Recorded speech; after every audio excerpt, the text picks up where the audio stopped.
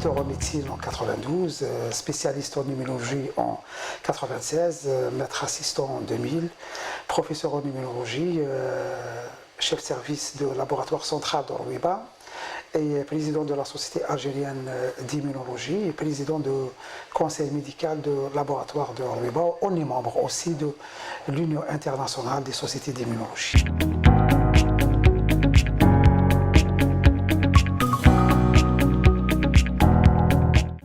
Voilà, on s'attendait à cet état des lieux. Vous le savez très bien que ça fait exactement un mois. Si on essaie de se comparer par rapport à ce qui se passe dans le monde, vous le savez très bien qu'en juillet dernier, on a atteint le record de nouveaux cas et c'était 900, 910 000, 920 000 nouveaux cas jour. Et cette semaine, avec l'Omicron, on est à 3 600 000 nouveaux cas jour. Donc on s'attend à voir le nombre de nouveaux cas multiplié qu'on a vécu lors de l'été dernier, multiplié par 4. Donc c'est prévisible. Par malchance, on aurait aimé que la vague Omicron soit un peu indépendante de la vague Delta, mais on a eu les deux en même temps.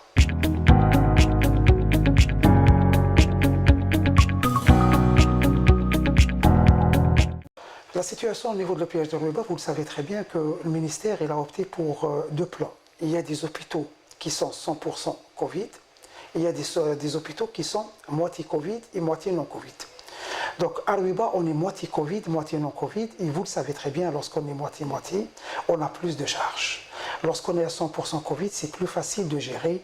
Par contre, lorsqu'on est dans la situation moitié-moitié, donc il faut diviser le personnel par deux, ceux qui font le non-Covid, ceux qui font le non-Covid, et en plus de ça, vous le savez très bien qu'on est à 60% de personnel qui est infecté.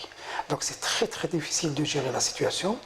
À ce jour, on est en train de gérer le Covid, on est à une quarantaine de places, avec le non-Covid, plus de 60 places. On est en train de gérer un peu les urgences médico-chirurgicales non-Covid de toute la région d'Alger Est, et c'est pas facile. Et en tant que président de la cellule Covid, on se réunit une fois tous les 2 jours, un jour sur deux, et pour étudier l'évolution, et en fonction du nombre de cas Covid, on libère d'autres les non-Covid pour les malades Covid.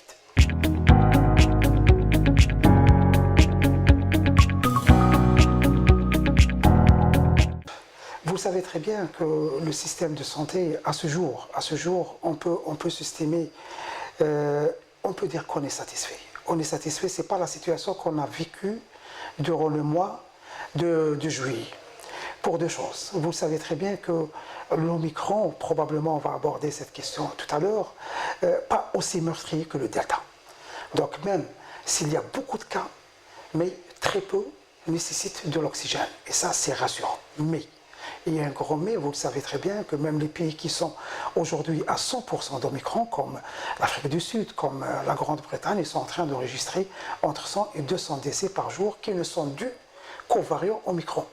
Donc il faut un peu de méfiance, et vous le savez très bien que par rapport à la courbe de nouveaux cas, il y a toujours un décalage de 15 jours à 20 jours entre la courbe de nouveaux cas et la courbe de décès. Donc soyez certains que dans les jours à venir, on va assister à une augmentation du nombre de décès.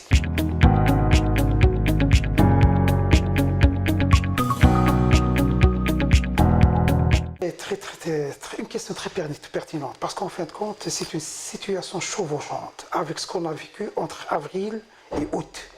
En avril, si vous vous rappelez, on a commencé à diagnostiquer le variant britannique, le nigérian. Et puis, on n'a pas pu faire un pic parce qu'on avait acquis une certaine immunité collective qui est due principalement à l'infection naturelle. Et on n'a pas pu avoir un pic. Il a fallu l'arrivée du Delta. C'est le Delta qui était à l'origine de pics exponentiels. Maintenant, on a vécu la même situation. Depuis 2 mois, si vous vous rappelez, on est passé de 100 nouveaux cas à 300, 250, 400. C'était le Delta qui était en train de faire son pic, mais qui n'a pas pu faire un véritable pic. Il y avait des experts, il y avait des collègues qui l'ont dénommé pic, les autres une augmentation, mais c'était ce qu'on appelle une augmentation linéaire. Ce n'était pas une augmentation exponentielle. Et durant cette augmentation linéaire de Delta, c'est l'Omicron qui arrive. Et l'Omicron, lorsqu'il arrive, vous le savez très bien, c'est d'emblée une augmentation très exponentielle. Donc on est en train de vivre une quatrième vague qui a commencé par le Delta et c'est un mélange entre le Delta et l'Omicron. Et d'ici quelques jours, vous allez voir qu'il n'y aura que l'Omicron qui va occuper le terrain à 100%.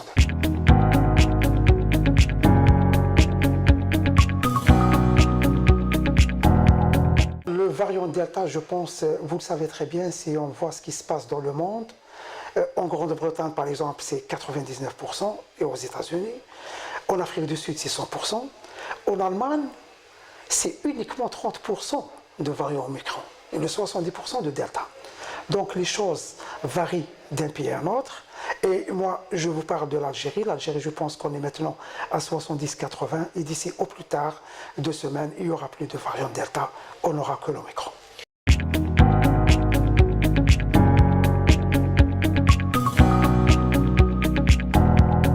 Vous savez très bien, l'Omicron, avec ses contient nouvelles mutations, ces contient, c'est pas rien. Et parmi ces contient, 32 ont touché la protéine Spike. Ces mutations avaient 2 conséquences fonctionnelles. La première conséquence, c'était hyperpropagation. On ne s'attendait pas à voir un variant qui se propage à telle vitesse, une vitesse vraiment inimaginable. Ça, c'est le premier point. Le deuxième point, c'est le retentissement sur le plan infection de sites. Le Delta, comme tous les autres variants, il pénètre dans le poumon et infecte beaucoup plus les alvéoles. C'est le poumon profond qui est responsable des pneumonies. Par contre, on a constaté que l'Omicron, et les études l'ont montré, qu'il a 70% de chance et de vitesse d'être attrapé et d'infecter les cellules d'appareil respiratoire hôte. D'ailleurs, c'est pour cette raison que la majorité des symptômes concernent l'appareil respiratoire hôte. Donc, 2 conséquences, hyperpropagation, et heureusement, alhamdoulilah, ça ne touche pas trop le poumon profond, c'est beaucoup plus l'appareil respiratoire supérieur. Ce sont les principales conséquences de ces 51 mutations.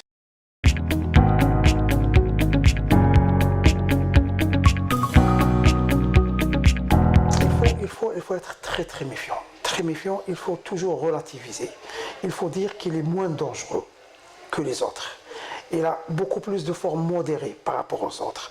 Mais, il y a un grand mais. Vous savez très bien que même le virus de la grippe, il tue presque 70 000 sujets infectés chaque année. Donc, il est moins virulent, il est moins grave, il est plus bénin, mais les décès sont toujours là. Vous savez très bien qu'il va infecter beaucoup de sujets. Tout le monde va être infecté par l'Omicron. Et dans un pays comme le nôtre, avec les 4 millions de diabétiques, avec les hypertendus, avec les obèses, donc on s'attend aussi à ce que la courbe de décès va augmenter, mais Inch'Allah, elle ne va pas atteindre celle qu'on a vue durant la vague de Delta.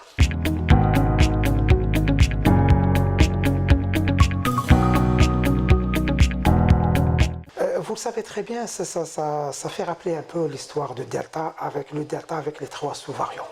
Delta 1, Delta 2, Delta 3. Donc l'Omicron, c'est très très bizarre d'avoir un variant qui n'a subi aucune mutation pendant presque 1 année et demie. D'ailleurs, il y a quelques experts qui commencent à penser qu'on est en face d'un variant qui a été produit dans un laboratoire, chez un souris de laboratoire, bref. On laisse les enquêteurs faire leurs enquêtes, ça ne fait pas partie de mes prérogatives, mais vous le savez très bien que ce variant Omicron, il y aura des variants certainement de l'Omicron qui seront certainement, ils peuvent être un peu, se propagent plus rapidement, mais soyez certains que les conséquences sont les mêmes. Les conséquences sont les mêmes par rapport à la propagation. Même s'il y aura des variants, ça sera des variants qui se propagent très rapidement. On souhaite que ces variants ne vont pas acquérir une mutation qui sera responsable d'une forme meurtrière, et dans ce cas-là, ça sera une grande catastrophe.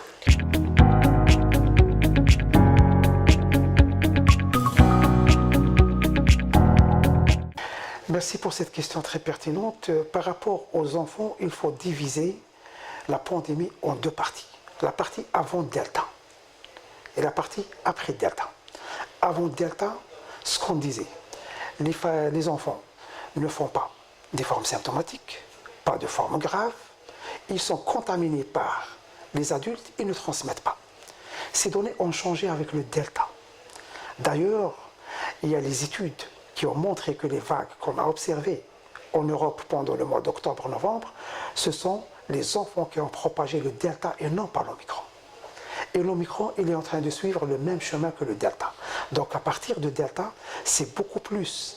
C'est des variants qui ne font pas la différence entre l'enfant et l'adulte. Et comme vous le savez très bien, avec le laisser-aller des enfants, c'est les enfants cette fois-ci qui ont propagé la pathologie aux adultes.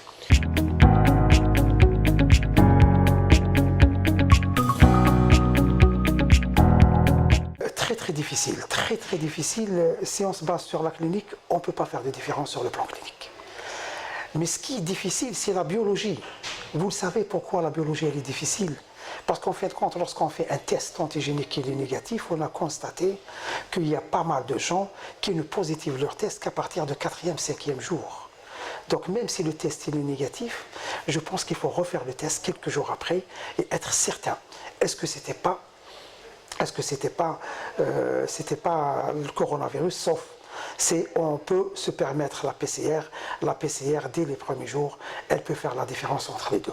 Donc la différence entre les deux pathologies ou avec les autres virus, comme en pédiatrie et le virus respiratoire, ça ne peut être fait que par l'intermédiaire des analyses biologiques.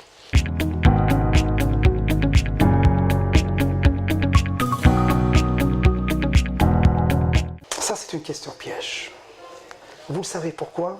Parce qu'en matière de vaccination, je vais le dire pour la première fois en exclusivité, il faut diviser l'ère de la vaccination en deux périodes. La période avant Omicron et la période après Omicron. Tout ce qu'on disait, c'était valable pour tous les variants avant l'Omicron. Dieu merci. Même si on s'attendait à arrêter la propagation, à arrêter la contamination, malheureusement, les vaccins ont échoué à atteindre ces objectifs, mais les objectifs principaux des vaccins qui restent actuellement atteints, c'est au moins la prévention contre les formes graves, contre l'hospitalisation et contre le décès. Ça, ce qui a concerné tous les variants avant l'Omicron. Maintenant, avec l'arrivée de l'Omicron, et en tant que scientifique, vous le savez très bien que la plupart des vaccins, que ce soit les vaccins à vecteurs, que ce soit les vaccins à ARN, ils ont ciblé cette protéine S. C'est une protéine S qui a subi 32 mutations. 32 mutations, cela est synonyme que la protéine S a changé de forme. Et si elle a changé de forme, ça sous-entend que l'immunité qui a été acquise par les vaccins avant, l'efficacité, elle va être il y aura une tendance vers la baisse de l'efficacité. Donc on s'attend. Est-ce qu'il y aura une baisse de l'efficacité? Est-ce que vraiment ces vaccins seront toujours efficaces contre l'Omicron? Je pense que d'ici, quelques semaines, on aura des réponses, mais je vous donne mon avis personnel. Mon avis personnel, c'est qu'il faut aller vers une autre formule de la vaccination. Cibler la protéine S uniquement, c'était une erreur. Parce qu'en fin de compte, c'est une protéine sujette à plusieurs mutations. Donc il y a déjà des experts qui sont en train de parler de ce qu'on appelle un vaccin de deuxième génération. Pourquoi ne pas faire la protéine N? Pourquoi ne pas faire le SARS-CoV-2 complet, atténué? Et je pense, avec ce qu'on est en train de vivre en Omicron, personne ne peut prédire ou prévoir ce qui va arriver d'ici quelques semaines. Je pense qu'on aura beaucoup d'autres éléments, beaucoup d'autres études qui vont être publiées ces jours-ci, et en fonction de cela, on peut répondre à votre question.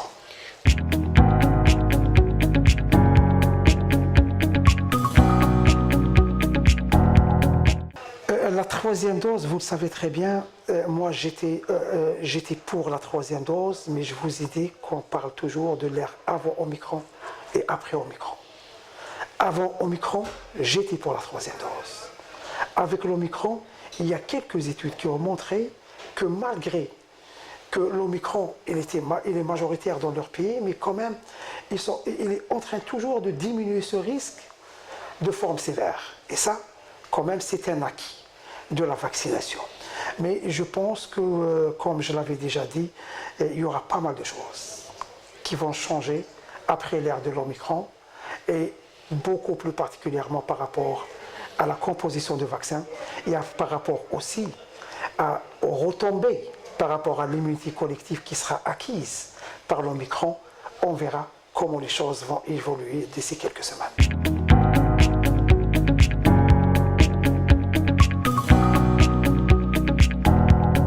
Oui, je pense que les pharmaciens d'officine, je pense que faire les tests antigéniques, faire les tests sérologiques, c'est faisable et ça se fait partout dans le monde. Par contre, aller vers le séquençage, ça nécessite et ça mérite quand même un équipement lourd et un personnel spécialisé en matière de biologie moléculaire. Donc je pense que le pharmacien et la pharmacie d'officine restent un élément incontournable dans le dépistage de cette infection. Et probablement, on aura avec le temps des tests antigéniques qui peuvent faire la différence entre la grippe et je sais qu'ils sont en train de... j'ai entendu une firme pharmaceutique parler par rapport à son réactif, qu'il est toujours en phase d'évaluation au niveau du ministère de l'Industrie pharmaceutique pour faire la différence. Et je ne sais pas pourquoi le ministère de l'Industrie pharmaceutique met beaucoup de temps. Et pourtant, on a besoin de faire la différence entre la grippe et le coronavirus aujourd'hui, et non pas en mars ou bien en avril. Donc c'est le temps que même les institutions doivent agir un peu rapidement, ils doivent être un peu s'adapter avec la conjoncture actuelle.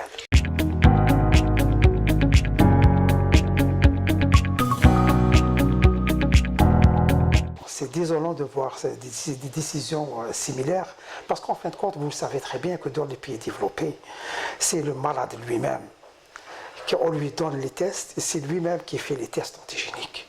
Donc, interdire la vente des tests antigéniques, ça n'a aucun sens. Au contraire, c'est des tests rapides.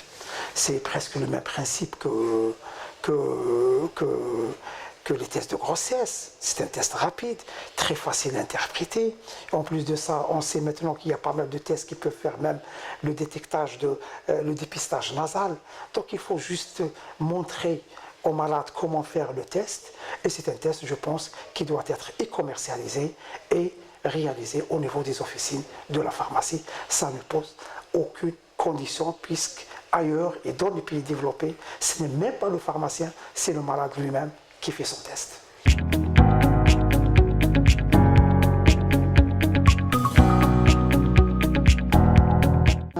On est en train d'apprendre avec cette pandémie. Vous le savez très bien, il y a toujours l'ère avant Omicron et l'ère après Omicron. Avant Omicron, test antigénique positif, premier jour de symptomatologie, jusqu'au 5e jour. Au-delà du 5e jour, ce n'est plus la peine de faire un test antigénique. Par contre, ce qu'on est en train de voir et de constater maintenant, et on est en train de suivre quelques collègues, on est en train de voir qu'il y a des patients qui ne positivent leur test qu'à partir du 4e, 5e jour. Donc ça, c'est important, même si on a une forte suspicion, s'il est négatif, on n'a pas le droit d'écarter le diagnostic. Ça, c'est le premier point. Le deuxième point, chez quelques patients, on a fait le premier jour, il est positif, on les a suivis, au 10e jour, ils étaient toujours positifs. Donc vous savez très bien qu'en matière de vaccination, qu'en matière de dépistage, qu'en matière de vision, je pense qu'on est en face d'une pandémie qu'il faut la partager et la scinder en deux parties, l'ère avant Omicron et l'ère après Omicron.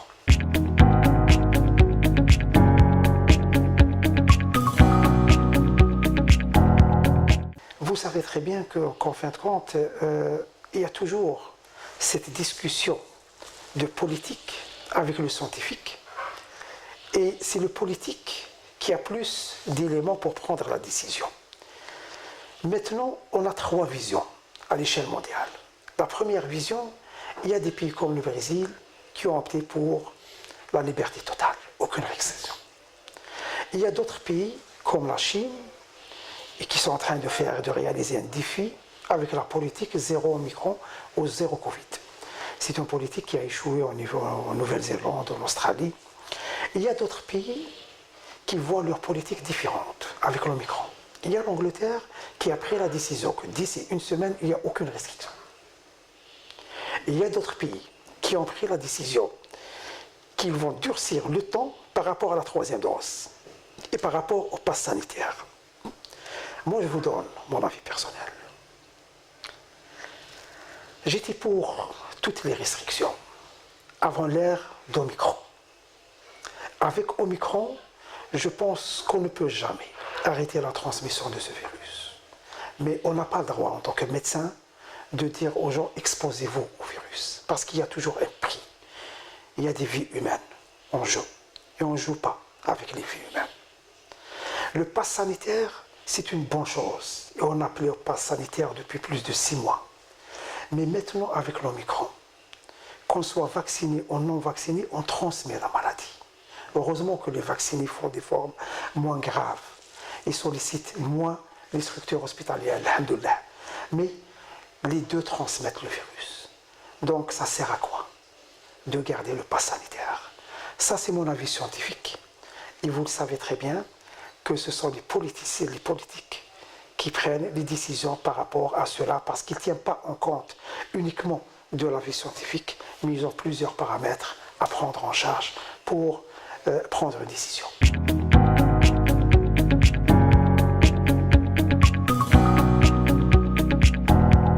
Le risque, il était là.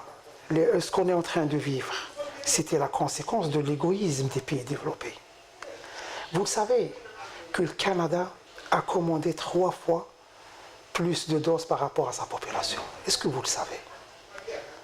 En Afrique et en Asie, on était à 7%, même pas 10% de vaccinés. Cet égoïsme a montré en fin de compte, même si vous vous protégez très bien, les variants vont arriver des pays qui n'ont pas pu acquérir les quantités suffisantes de vaccins. Le variant indien, le variant sud-africain, le Pérou, l'Équateur. Mais, il y a un gros mais, où est-ce qu'on peut classer l'Algérie? L'Algérie ne fait pas partie des pays qui ont un problème d'acquisition de vaccins. On est dans une situation, si je peux le dire, luxueuse. L'Algérien a le choix entre 4 vaccins. L'Algérie, le grand problème de l'Algérien, c'est cette réticence, c'est cette hésitation vaccinale qui, on le sait, dépendante toujours des médias francophones qui sont les plus réticents par rapport à la vaccination. Mais on a appris des choses que si on reste égoïste par rapport à la vaccination et on ne protège pas les pays pauvres, on s'attend à ce que les variants arrivent des pays pauvres. Et ces variants, comme on est en train de le vivre actuellement, n'épargnent aucun pays, que ce soit vacciné ou non vacciné.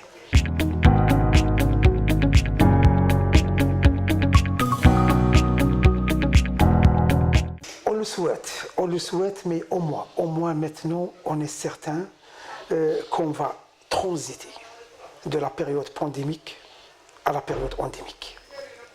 On est certain que le SARS-CoV-2 va rester avec nous quelques années, mais lorsqu'il se transforme en forme endémique, on n'aura plus ces vagues brutales, inattendues, il sera plus maîtrisable.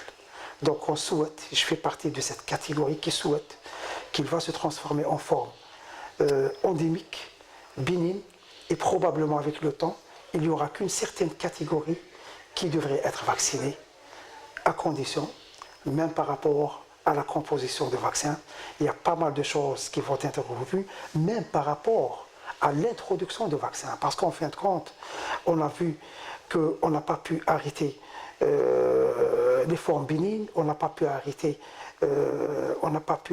la transmission parce qu'il a fallu aller probablement vers un vaccin nasal, parce que si on opte pour le nasal, ça sera les EGA, et lorsque le virus pénètre, il sera attrapé ici, et on n'aura plus ni symptômes, ni transmission. C'est ce que je souhaite.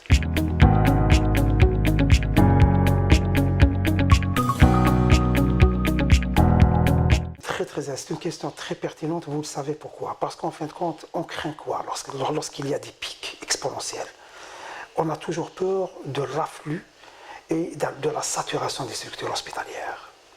Donc l'objectif, moi je ne parle pas de vaccin parce que le vaccin c'est le même discours. Ce n'est pas un vaccin qu'on doit prescrire au moment de crise, c'est pendant toute la durée de la pandémie. Mais maintenant, au contraire, il faut insister beaucoup plus par rapport au port de bavette. Pourquoi le port de bavette? Pour un peu ralentir la propagation. Si tout le monde qui va être contaminé par l'Omicron, soyez certain. Mais il vaut mieux qu'on ne soit pas contaminé durant une période très très courte. Ça va saturer les structures hospitalières. On va ici d'élargir un peu ou d'augmenter un peu la durée de la transmission dans le temps pour qu'on puisse gérer la situation sur le plan prise en charge et pour que l'Algérien ne soit pas victime de la saturation des structures hospitalières. C'est maintenant qu'on doit insister sur les mesures préventives.